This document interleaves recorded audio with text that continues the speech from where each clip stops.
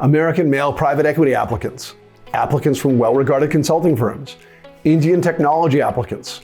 Alas, it is a truth. All are very well represented in the MBA applicant pool, and top business schools have to make relative choices among those in these pools. So how do you stand out among your peers if you're part of one of these overrepresented groups? Hi, I'm Jeremy Shinewald, founder and president of mbaMission, and we're here today to discuss the steps that you can take as an applicant as you strive to set yourself apart from your peer group. Let's begin. As an overrepresented applicant, you need every advantage you can get. So you should do your best to apply early, either in the early admissions or first round. Don't get us wrong, you can get in as an overrepresented applicant in the second round, though the odds are certainly against you in the final round at all top schools.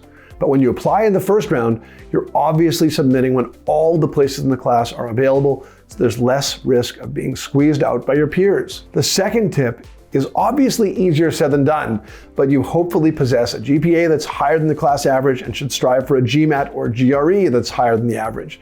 In overrepresented pools, admissions officers have an abundance of candidates to choose from. They likely have enough applicants who are above their statistical averages to fill your demographics proportion of their class. So again, it isn't impossible to get in as a consultant with a 680 GMAT, but you would have to offer something very special in your profile to squeeze out that 780 who you're competing against. And that 780 shouldn't just assume that he or she will get in. There are enough applicants with above average GMAT or GRE scores that the admissions officers will have plenty of applicants to choose from, even at that level. You may want to watch the video on our channel where we discuss what a strong GMAT or GRE score really is. So, where are the differences made? Well, they're often made through the more subtle relative differences in an applicant's profile. If you compare two private equity applicants with awesome GPAs and GMATs, but one has earned a more compelling recommendation based on his day-to-day work and has been a culture carrier in his professional environment and has been active in his community, and the other one hasn't, well, those differences in aggregate can be enough to make the overall difference.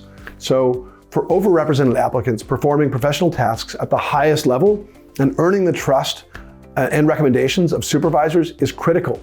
But your work isn't done. We would strongly advise that you seek internal leadership opportunities in your workplace. Plan that offsite or mentor a junior team member as examples.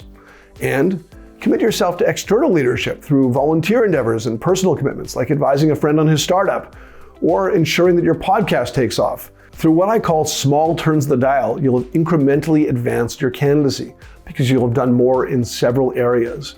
Said differently, those small differences add up.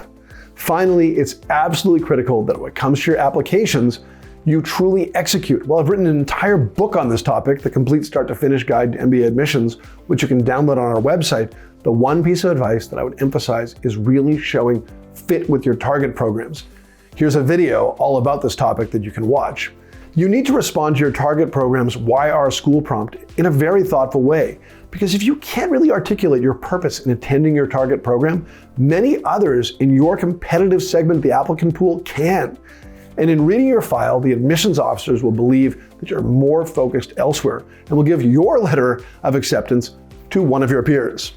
While we always end our videos by reminding applicants of the availability of our free 30-minute consultation, I would really encourage overrepresented applicants to sign up for a session and come with questions about their candidacies. We're candid and will share what we perceive as your strengths and your weaknesses in an attempt to ensure that you are your best. Our final note, if you enjoyed this video, please press the like button below and subscribe to our YouTube channel for more MBA application tips and advice. Good luck with your MBA applications.